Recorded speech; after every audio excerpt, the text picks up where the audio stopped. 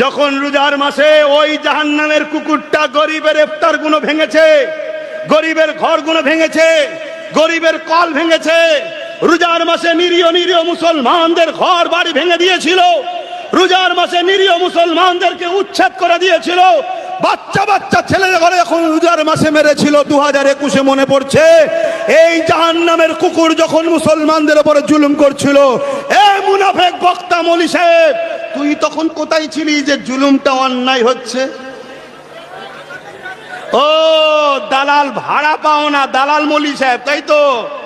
ভাড়া পাও, ভাড়া।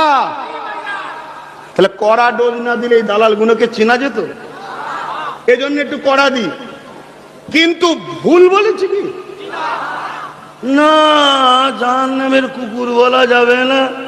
মাদ্রাসা রয়েছে এখানে, মৌলানা সাহেবরাও রয়েছে, তিরমিজি শরীফের হাদিস, ইবনে মাজাহ শরীফের হাদিস, মিসকাত শরীফও আছে। আল্লাহ নবী খারিজিদের ঘরে জাহান্নামের কুকুর বলেছে। শুনছেন আমার কথা? আল্লাহ নবী।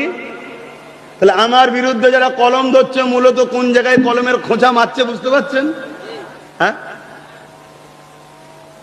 জাহান্নামের কুকুর বলেছে, ঠিক এই ভাষাটা খারিজিদের ঘরে জাহান্নামের কুকুর। শুনছেন তো নাকি?